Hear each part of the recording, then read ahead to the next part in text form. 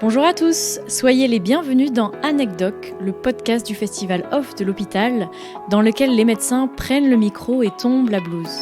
Pour vous, ils racontent leurs joies et leurs doutes autour d'une anecdote bien réelle. Je m'appelle Charlotte, je suis médecin en cancérologie et j'ai à cœur de vous accompagner dans l'intimité de ma profession.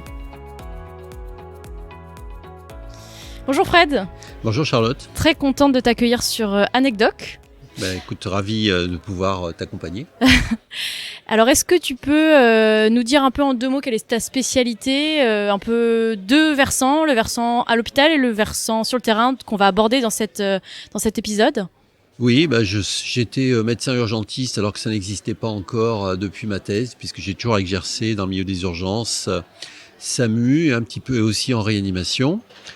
Et c'est vrai que très rapidement, j'ai eu aussi une activité, d'abord beaucoup de rapatriement sanitaire dans le cadre d'évacuation sanitaire. Et ensuite sur des événements sportifs un peu extrêmes dans les milieux souvent agressifs, ce qui est un peu devenu ma marque de fabrique. D'accord. C'était une opportunité ou c'était vraiment une envie initialement pour toi de devenir médecin un peu de terrain? Non, tout s'est fait en fait par le biais des rencontres et en fait très rapidement ensuite je me suis senti bien dans ces situations, même si elles étaient parfois difficiles. Et justement, on rebondit sur ça pour commencer ton anecdote, celle que tu veux nous raconter. Alors replante-nous un peu le décor et puis raconte-nous ce qui s'est passé ce jour-là. Bien, c'était un événement absolument catastrophique puisque c'était un attentat terroriste sur le territoire égyptien, qui était un attentat sur le site d'un temple qui s'appelait Hatshepsut, si je me souviens bien. Et il y a eu de mémoire 60 morts, dont une bonne trentaine de Suisses. Voilà. Moi, à l'époque, j'étais directeur médical dans une société d'assistance à Paris, en France. Et je me souviens même que ce soir-là, c'était l'anniversaire de ma fille. Et nous faisions un débriefing justement avec le directeur Europe sur un événement déjà qui avait impliqué de nombreux blessés sur un accident de bus en Afrique du Nord, où on avait déjà eu un rapatriement, disons, de groupe dans une situation de catastrophe civile à effet limité, comme on les appelait. Et on est en train de faire le débriefing, il reçoit un coup de fil et il me dit « Ah, il y a eu un attentat avec de nombreux Suisses impliqués, qui sont nos assurés, mais assurés par une autre branche médicale que la nôtre, puisque c'était les branches suisses, normalement, qui auraient dû les prendre en charge. » Et il me dit je vous tiens au courant, si vous voulez nous donner un petit conseil, je vous appelle demain. Voilà. Moi, je pars fêter l'anniversaire de ma fille. J'oublie un peu l'événement parce que j'avais déjà eu ma dose la semaine précédente. Le lendemain matin, alors que je vais faire ma journée hebdomadaire à l'hôpital, puisque j'avais gardé une journée par semaine à l'hôpital pour avoir toujours mon activité clinique que j'ai toujours appréciée et mes compétences pour pouvoir les mettre dans ma pratique de médecin d'assurance et d'assistance en même temps. Il me téléphone disant « Frédéric, la Suisse ne prendra pas en charge ce dossier, donc je vous le demande de prendre en charge, est-ce que vous pouvez vous en occuper ?» Voilà, donc là-dessus, je me débrouille à l'hôpital pour me faire remplacer et je fonce sur les bureaux qui étaient derrière les Champs-Élysées pour essayer de comprendre ce qui se passait et ce qu'on allait pouvoir faire pour ces victimes. D'accord. Après, tu es transféré là-bas ou tu vas là-bas? Alors en fait, là, l'objectif, c'est déjà de comprendre qu'est-ce qui se passe. Ouais. C'est-à-dire, finalement, le rôle d'un médecin d'assistance, puisque là, je parle plus d'assurance, mais en fait, on prend en charge que nos assurés. On n'est pas comme en France au SAMU, où on cherche pas à comprendre au bord de l'autoroute s'il y en a qui sont assurés sociaux ou pas. Non, là, on prend en charge, nous, les assurés, puisqu'il y avait quand même plusieurs dizaines de blessés ce jour-là. Il y avait des Japonais, il y avait d'autres nationalités, il n'y avait pas de Français, ou un peut-être. Et donc, on devait prendre en charge, nous, nos assurés, qui étaient donc, en gros, une trentaine de Suisses rescapés de cette agression extrêmement difficile, à l'arme blanche et à l'arme automatique, sur un site touristique, par un commando. Et en fonction, ensuite, de leur prise en charge, est-ce que finalement, ils ont besoin de nous tout de suite? Est-ce qu'ils ont besoin de nous bientôt? Ou est-ce qu'ils auront peut-être besoin de nous un de ces jours? Un peu le fameux tri dont on parle en médecine de rapatriement, c'est ça que tu abordes ? Alors là, en fait, la question, c'est de savoir est-ce que déjà par rapport à leurs blessures, puisqu'il s'agissait de problèmes de blessures, est-ce que par rapport à la blessure, les moyens locaux pouvaient les prendre en charge correctement ? D'accord. Puisque dans ces cas-là, il n'y a peut-être pas forcément urgence à les mettre dans un avion, ou on prend un risque quand même à les mettre dans un avion s'ils sont blessés grièvement, et avoir quand même aussi une notion de volume de blessés, de gravité de blessés, pour voir quels allaient être nos moyens éventuels à mettre en route. Alors il y a aussi un problème financier, même si je dois avouer que dans cette société, on ne m'a jamais empêché d'avoir les moyens financiers de mes décisions. Et pourtant, je peux vous assurer qu'il y a eu des décisions extrêmement lourdes financièrement. Voilà, donc là-dessus, il y a eu une autre pression qui s'est mise en route très rapidement, c'était la pression médiatique et même politique, que moi je subissais pas trop parce que c'était en Suisse, donc c'est le bureau suisse qui, bien que très vexé de ne pas gérer ce dossier, a quand même nous faisait remonter que pour la Suisse, c'était un événement épouvantable, qui a d'ailleurs entraîné un deuil national de 3 jours, donc il fallait qu'on y aille. Et peu importe le coût, peu importe, voilà, il fallait qu'on se montre, qu'on prouve que l'assistance et l'assurance de ces gens-là étaient bien présentes et très présentes. Voilà, les premiers retours que j'avais, donc c'est que les blessés avaient été ramenés dans un hôpital militaire, sont ramenés dans un hôpital militaire du Caire. En même temps, on était branchés sur les chaînes de télévision qui nous montraient des images de blessés sommairement pris en charge sur le premier site, qui étaient embarqués dans les avions militaires cargo, de façon un peu, sommaire, et ramenés sur le Caire, où là, ils étaient tous mis dans le même hôpital, ce qui pour moi déjà simplifie la tâche, c'est-à-dire qu'ils ne seraient pas dispersés dans la ville. Et à partir de là, j'avais quelques notions qu'effectivement... il y aurait une prise en charge immédiate des hémorragies, il y aurait une prise en charge immédiate des gestes vitaux. Donc moi, je pouvais arriver secondairement pour amener ceux qui seraient stables et que comme ça, on allait faire quand même effectivement plaisir aux autorités suisses. À celui qui était aussi le client de l'assurance, puisque c'était en fait un tour opérateur qui avait pris son contrat global pour toutes ces personnes qu'il avait amenées là-bas. Et puis en même temps, tous ces gens qui seraient certainement très contents de voir arriver une équipe pour les ramener chez eux dans leur pays. D'accord, donc toi, ta mission, c'est hôpital suisse avec ces blessés-là. Voilà, alors voilà, il y a ça, mais aussi finalement comment on va faire pour les ramener. Donc parallèlement à ces premières heures où j'essaie de comprendre ce qui se passe, on met en route une cellule de crise comme on l'avait déjà, puisqu'on avait mis en place depuis quelques mois un plan catastrophe qui fonctionnait et qu'on avait eu bizarrement, parce que ça arrive pas si souvent, plusieurs occasions de tester. Et on commence à voir qui est éventuellement disponible en calculant à peu près combien de temps ça va nous prendre. Et en même temps, je mets aussi quelqu'un de l'assistance en route pour savoir quels sont les moyens aériens qu'on peut mettre en route, en sachant que là, on avait une expérience aussi qui nous permettait. Donc, on avait contacté la compagnie nationale française, Air France, qui nous a mis en ligne, donc qui nous a mis en route un Airbus, je crois que c'était un A320, dans lequel on lui demande de mettre en route, de mémoire, 8 ou 10 civières. Donc, tout ça se met en route. Et à un moment, il faut prendre la décision, est-ce qu'on y va ou pas ? Donc là, j'avais dû être appelé le matin vers 8 heures. La décision se prend vers 15-16 heures. On sait que tous les blessés sont arrivés la veille au soir, parce que c'était la veille au soir. Tous les blessés sont arrivés au Caire.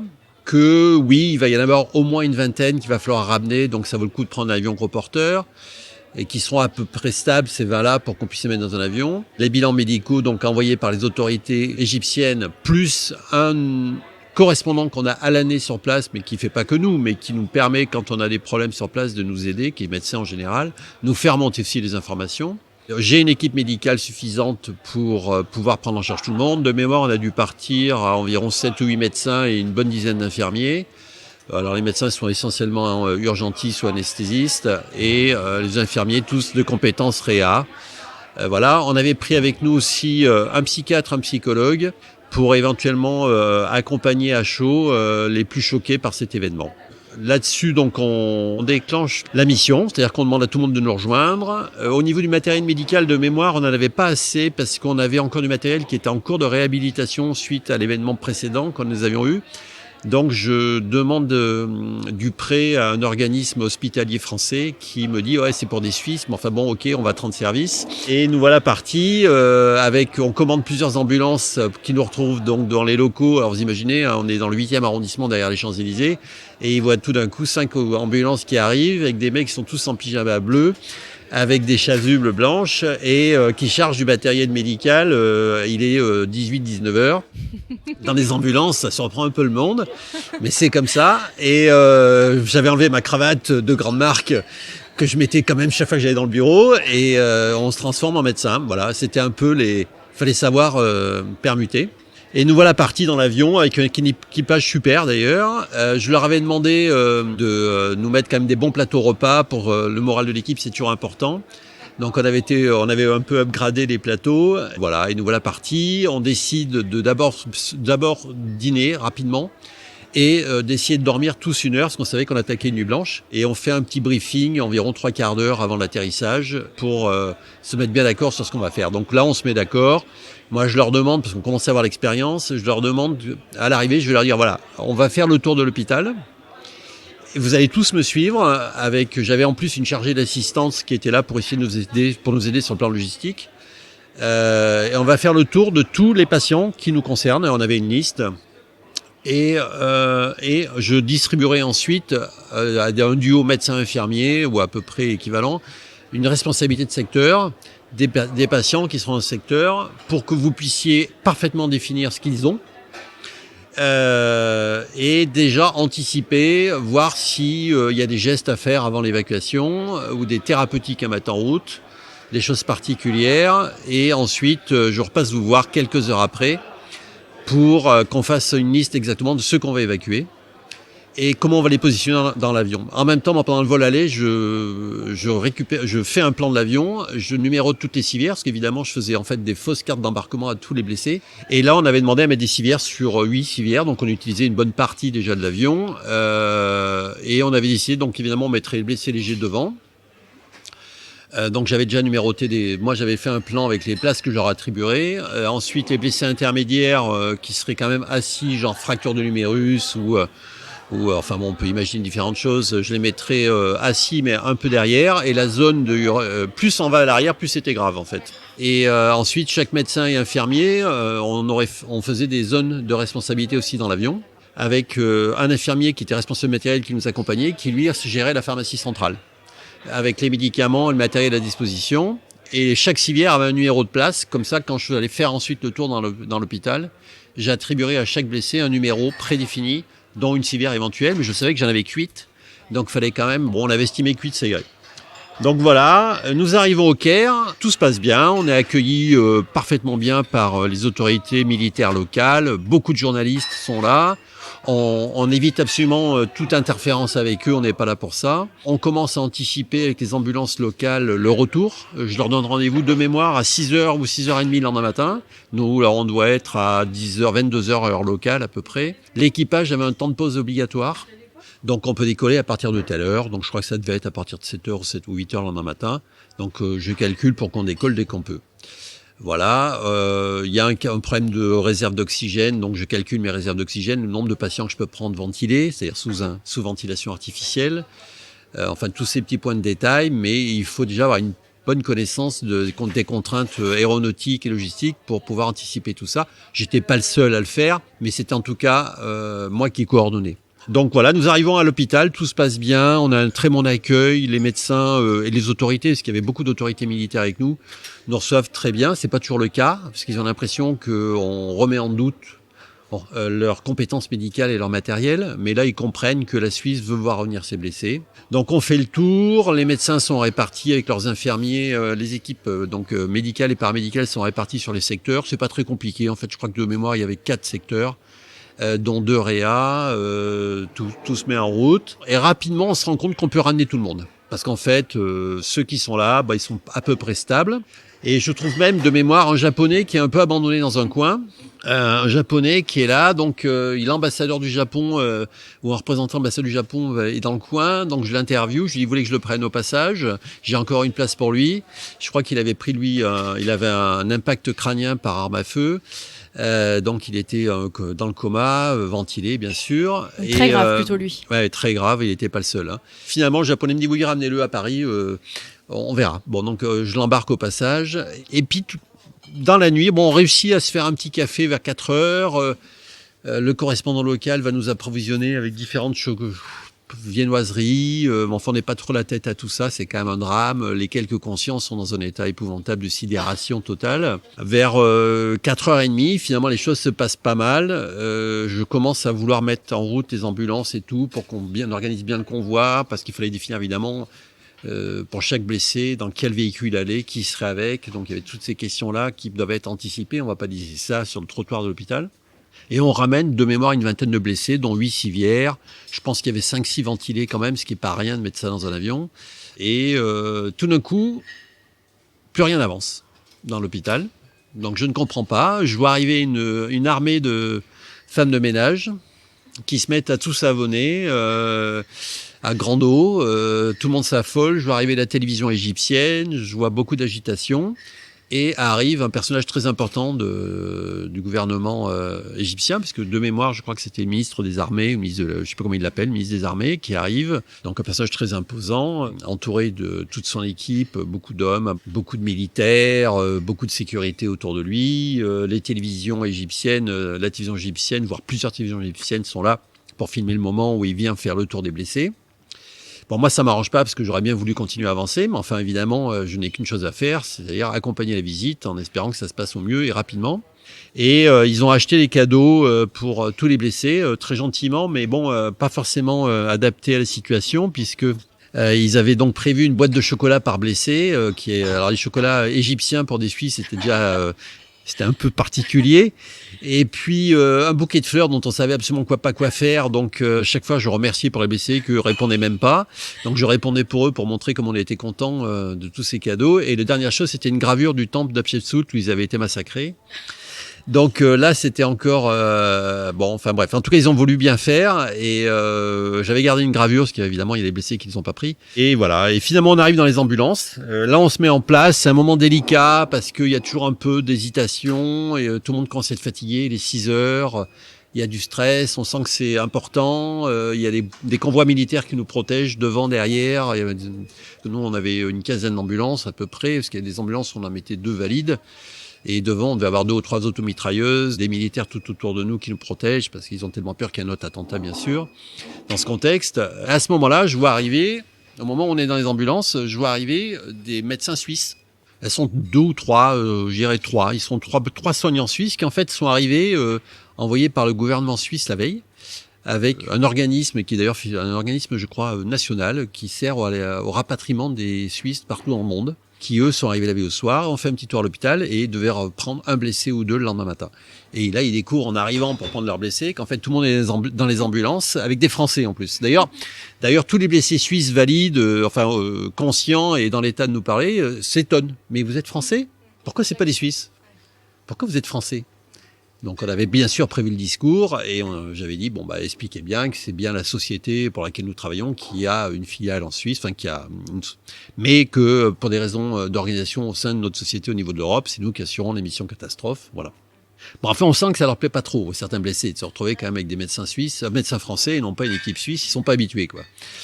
Voilà, donc finalement on met tout le monde dans l'avion, on avait prévu heureusement on avait prévu des brancardiers pour nous aider à les mettre parce que c'est toujours très compliqué le brancardage dans les avions avec ces dossiers qui nous gênent et que nous on commençait à être vraiment épuisés, que c'était pas le moment de finir de nous épuiser juste pour sur du brancardage. Le transport se passe bien, le vol se passe bien, j'avais demandé au pilote qu'il n'y ait pas trop de turbulences si possible pour pas que ça nous complique parce qu'on ne soit pas obligé de rester ficelé à nos sièges. Alors qu'il pouvait y avoir des soins à faire. Mais bon, les conditions devaient être très bonnes. J'ai pas le souvenir qu'il y ait eu des problèmes à ce niveau-là. Et on arrive en Suisse avec tous les blessés bien stables, aucun problème médical posé par le truc, tous bien fatigués. Et donc on laissait tous les blessés là, sauf le japonais qu'on devait ramener à Paris. Voilà. Et là, on découvre l'aéroport en état de siège. Quoi. Quand on arrive en Suisse, c'était des milliers de personnes en bordure d'aéroport, des dizaines de caméras braquées sur nous. Comme je vous l'ai dit tout à l'heure, c'était un événement national terrible. On fait donc notre mission. Nous confions. Alors pendant ce temps-là, le plateau à Paris le plateau à Paris n'avait pas chômé non plus. Il y avait des médecins qui étaient restés à Paris, des médecins régulateurs, qui, eux, avaient cherché des places pour tous les blessés. Il y en avait quand même pas mal. Bon, les capacités hospitalières suisses sont quand même fortes, donc on n'avait pas d'inquiétude, mais il fallait quand même trouver des places adaptées et ensuite s'organiser avec les services médicaux d'urgence pour qu'il y ait un accueil sur le tarmac, parce que nous, on ne pouvait pas, évidemment... Voilà. Et je crois qu'ils ont pris en charge tous les blessés sur le tarmac, au pied de l'avion. On a pris les relais, blessé par blessé. Ils ont pris les transmissions, le relais matériel, etc. Le dossier médical qu'évidemment nous avions constitué, en plus de celui de l'hôpital égyptien, pour leur communiquer nos informations. Et les transmissions sont faites. Ça se fait pas si facilement pour une vingtaine de blessés. Et là, nous rentrons à Paris bien fatigués. On surveille quand même le japonais entre deux siestes. Et qu'on confie à un hôpital parisien privé et à la demande de l'ambassade du Japon et on arrive très content, très content, en tout cas avec le sentiment d'avoir réussi notre mission. Moi j'étais littéralement épuisé comme tous les membres de l'équipe et comme souvent quand on est épuisé on a un peu les nerfs à fleur de peau. J'ai souvenir en prenant ma voiture pour rentrer chez moi d'avoir pleuré la moitié du trajet à peu près d'épuisement et puis après j'ai eu de nouvelles des blessés. On avait bien sûr on a pris des nouvelles régulières des blessés. Bon, la plupart de mémoire avaient quand même gardé peu de séquelles, mais certains avaient quand même des gros traumatismes crâniens à l'arme à feu ou à l'arme blanche, qui évidemment laissent très souvent des séquelles plus ou moins importantes. Pour l'anecdote quand même, sachez que derrière ça a été comme je vous l'ai dit, pour la Suisse, un événement très important, 3 journées de deuil, mais surtout un affront national de voir un avion d'Air France ramener les blessés. Ça, on l'avait pas anticipé. Ça a été pour nous un sujet de discussion parce que la branche suisse a été littéralement mise en cause. Comme ça se passe en France quand il y a des événements comme ça, il y a eu des émissions spéciales sur les grandes chaînes de télévision auxquelles j'ai été invité pour me faire assassiner verbalement. Et effectivement, on n'a pas imaginé une seconde qu'il fallait qu'on travaille avec la compagnie nationale suisse. Mais ça aurait été compliqué pour nous parce que on aurait pu la faire venir à Paris pour changer notre matériel. Mais on n'avait jamais travaillé avec eux sur des événements comme ça. Est-ce qu'ils auraient eu le même service que notre compagnie avec qui on avait déjà passé des accords avec leur médecin-chef pour l'organisation des avions dans ces cas-là? Mais ça a été pour nous un gros sujet. C'est-à-dire que quand on a fait le débriefing, ça a été pratiquement le seul sujet puisque tout le reste s'était bien passé. Pour une société d'assurance-assistance, être comme ça mise sous pression par un gouvernement et une bonne partie de la population et des médias, c'était pas forcément une bonne chose. Ça veut dire qu'il faut quand même penser à tous les aspects du rapatriement sanitaire qui est la médecine, la logistique, la politique. Tes compétences dans chacun des 3 domaines, tu penses que laquelle est la plus importante quelque part pour gérer un rapatriement sanitaire ? Pour gérer un rapatriement sanitaire, il faut, malheureusement, il n'y en a pas qu'une compétence, mais il faut absolument avoir bien sûr des compétences médicales, de connaissances de la médecine du transport et de la prise en charge d'urgence, ça c'est sûr, voire un peu de réanimation, c'est toujours un point, c'est un plus pour le transport de ce genre de patients, d'avoir des compétences en réanimation aussi. Et il faut aussi bien connaître les contraintes aéronautiques, les contraintes aéronautiques médicales, elles existent.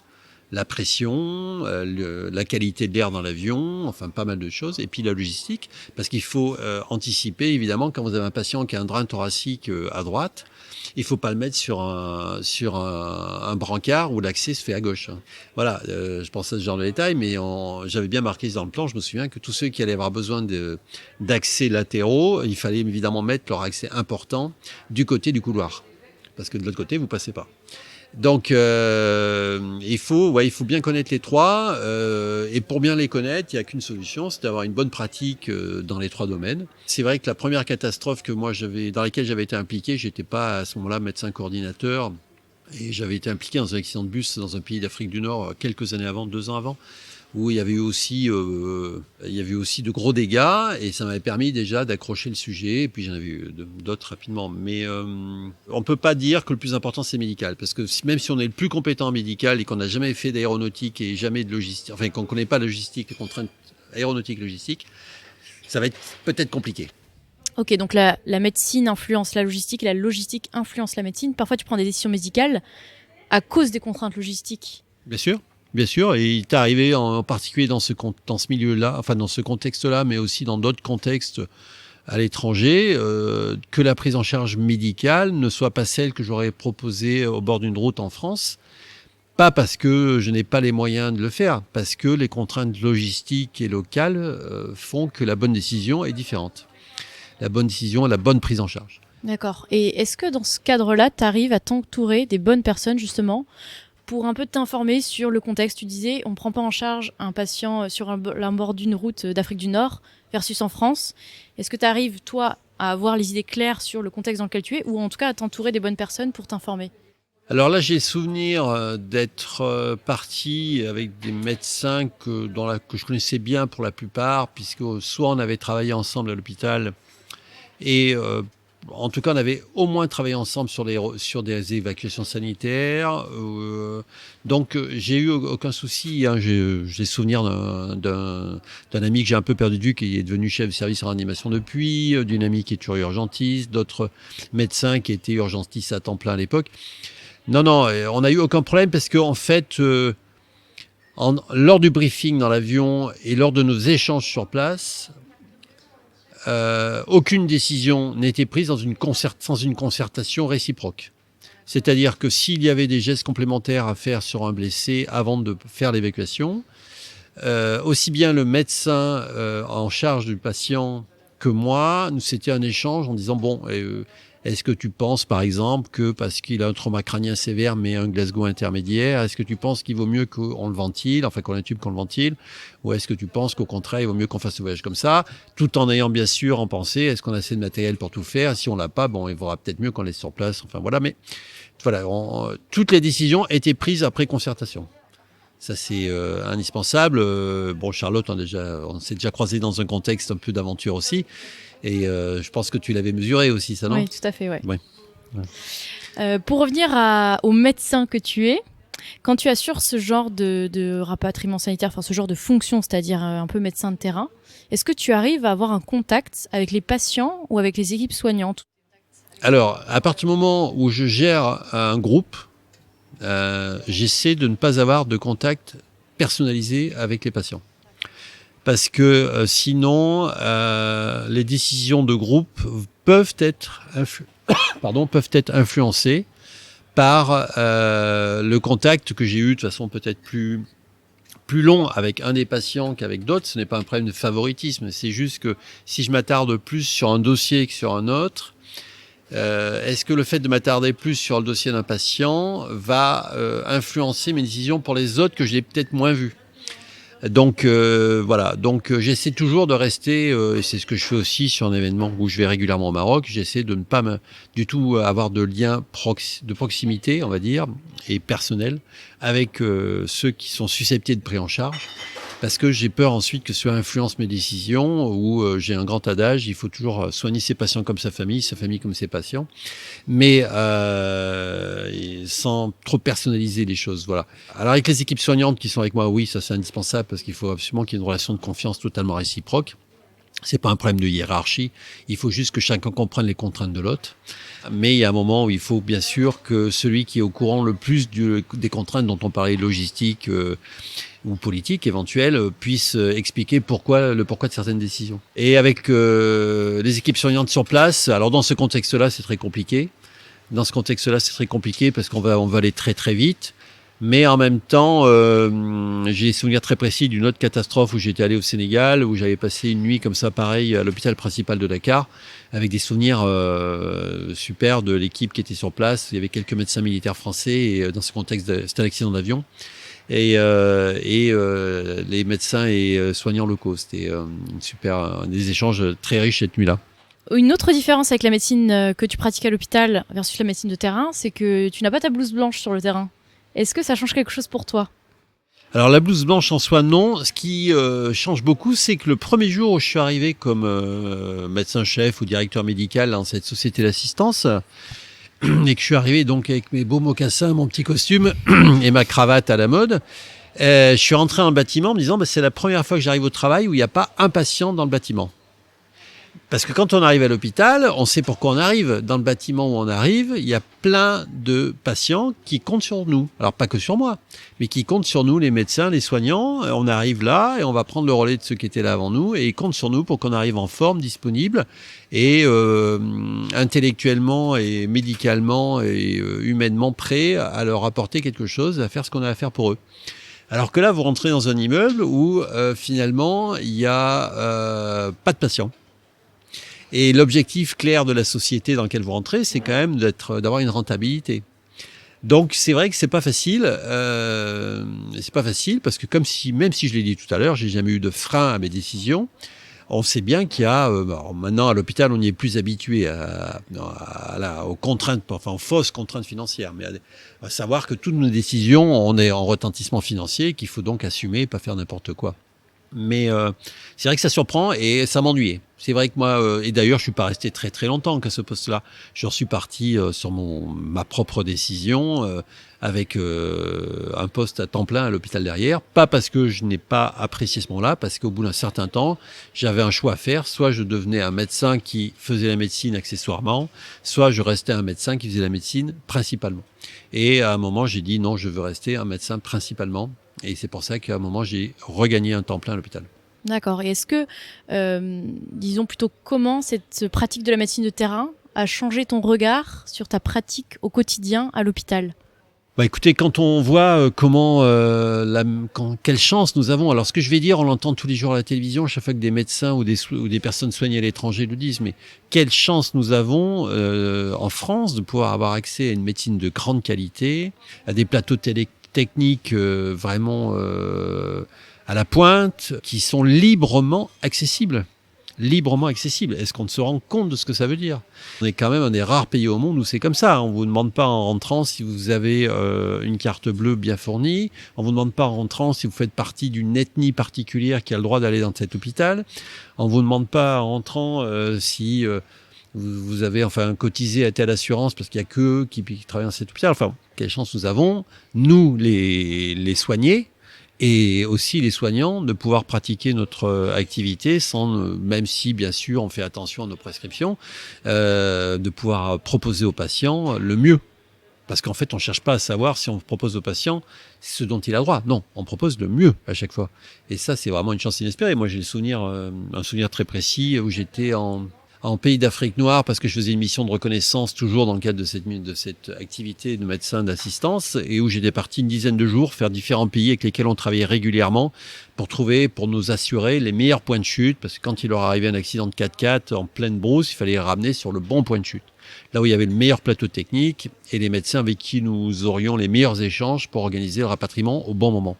Et j'arrive aux urgences d'un hôpital universitaire, en tout cas c'était marqué à l'entrée, où il y avait une femme qui venait d'être victime d'une explosion sur un marché, qui avait un arrachement de membre, qui était abandonnée sur un banc en train d'agoniser sur un banc avec un membre arraché.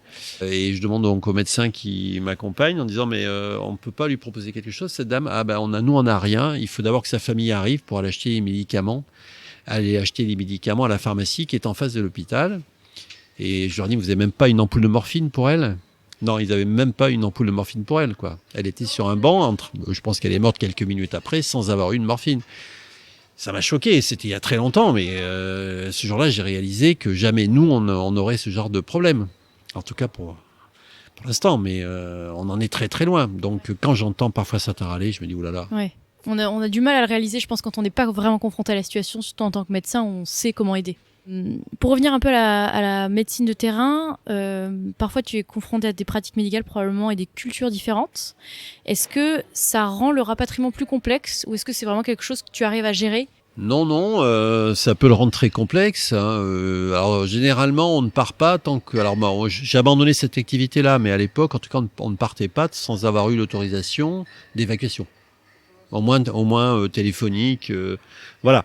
Bon, il nous est arrivé de nous servir de billets de pression, soit par les ambassades, soit par les familles locales, soit par les connaissances locales, de faire des billets de pression pour que l'établissement nous laisse prendre le patient, parce que manifestement, c'était mieux qu'il soit ailleurs. Alors, ça pouvait être des raisons médicales pures, sur place, c'est-à-dire que ils estimaient, différemment de nous, même s'ils avaient un plateau technique correct, ils estimaient que c'était pas une bonne chose de le prendre maintenant. Bon, donc là, c'était une discussion qui devait être purement médicale entre le médecin en charge du patient et notre médecin régulateur. Et en général, dans ces cas-là, on demandait à avoir une discussion, nous, à Paris, à plusieurs, pour bien voir si finalement on avait raison, avant de continuer la discussion et mettre la pression. Ensuite, il y avait une raison qui pouvait être purement ressentie, comme quoi on leur faisait pas confiance, ou que vraiment on arrivait considéré un peu comme des ex-colonialistes, et que voilà. Et après, il pouvait y avoir des raisons pécuniaires. C'est-à-dire qu'en gros, l'hôpital, plus le patient reste, plus il gagnait. Donc, eux, ça les arrangeait qu'il reste encore un peu. Voilà. Mais parfois les trois se mélangeaient. Donc, il fallait composer avec. Mais j'ai des souvenirs de décisions très compliquées sur ce sujet. Et il y avait aussi, parfois à l'inverse, des familles qui demandaient le rapatriement alors qu'il n'y avait aucune raison de le faire. Voire même, c'était dangereux. Et ça, c'était compliqué aussi. D'accord. Alors pour clôturer cet épisode, 2 questions un peu plus sur toi. Qu'est-ce qui t'attire dans la médecine de terrain ? On sent que ça te passionne quand tu en parles. Alors oui, je revis l'événement, donc forcément j'y suis, mais bon, maintenant ma carrière est quand même plutôt derrière moi, mais oui, ce que j'aime dans le terrain, c'est que les décisions doivent être immédiates, qu'il y a toujours une part d'adaptation. C'est-à-dire que quand on est à l'hôpital, toujours dans le même lieu, toujours avec les mêmes personnes qui vous entourent, je parle de l'équipe qui vous entoure avec le même matériel, la décision est un peu moins compliquée à prendre parce que vous n'êtes pas dépendant d'éléments extérieurs. Quand vous êtes à l'extérieur, que ce soit au bord d'une route dans le cadre d'un SAMU ou dans un appartement, pourquoi pas, ou à l'étranger en train de faire la couverture médicale d'un événement, dans un milieu agressif sur le plan climatique, là vous devez vous adapter et votre pratique médicale doit être adaptée. Donc ça demande toujours une adaptation qui est très intéressante et qui à mon avis est un défi voilà, et que les médecins doivent se remettre en cause voilà, parce qu'on ne peut pas faire comme d'habitude. Non, on ne fait pas comme d'habitude, on fait comme on doit faire maintenant, en fonction de tous ces éléments-là. Et c'est pas toujours facile, mais c'est une question d'habitude. Et ça amène un peu beaucoup de variété, j'imagine, à la pratique. Oui, de la variété et en même temps, surtout, l'adaptation. Parce que moi, je dis que l'adaptation, c'est quelque chose qui est très important dans la vie de tous les jours, quoi, et même dans une civilisation. Donc, c'est comme ça qu'on progresse, c'est comme ça. Et puis, le fait d'être sur la médecine du terrain, ça vous fait rencontrer les gens différemment, ça vous fait rencontrer les gens différents aussi. Voilà, c'est beaucoup plus riche humainement. Bon, après, il ne faut pas faire que ça. Pas faire que ça, parce que la vraie médecine, elle se fait quand même dans les hôpitaux ou dans les cliniques. Mais c'est toujours un plus. D'accord. Et enfin, est-ce que tu as des projets en médecine de terrain particuliers ? Alors, un projet en médecine du terrain, alors c'est vrai que la médecine du terrain, bon, moi je ne fais plus d'assistance rapatriement sanitaire, je fais des couvertures d'événements médicaux, comme je le disais tout à l'heure, dans les milieux un peu particuliers. Bon, le projet, ce serait quand même de pouvoir transmettre un petit peu tout ce que j'ai accumulé avec l'expérience que j'ai eue et les responsabilités que j'ai eues à ce niveau-là à des médecins qui sont intéressés par ça pour pouvoir effectivement qu'eux aussi continuent à faire progresser ces prises en charge et ces pratiques. Merci beaucoup pour cette anecdote passionnante et palpitante. Merci beaucoup de nous l'avoir partagée, Fred. Et à bientôt sur le terrain. J'y compte bien, Charlotte, on t'attend. Anecdoc, c'est fini pour aujourd'hui. J'espère que vous avez apprécié cet épisode. Rendez-vous dans 2 semaines pour la prochaine anecdote. Vous pouvez aussi nous rejoindre sur Instagram et Facebook, anecdoc_podcast, pour vous tenir au courant des news du podcast, du thème du prochain épisode et en apprendre plus sur nos invités. Vous pouvez également nous soutenir en partageant le podcast. À bientôt sur Anecdoc.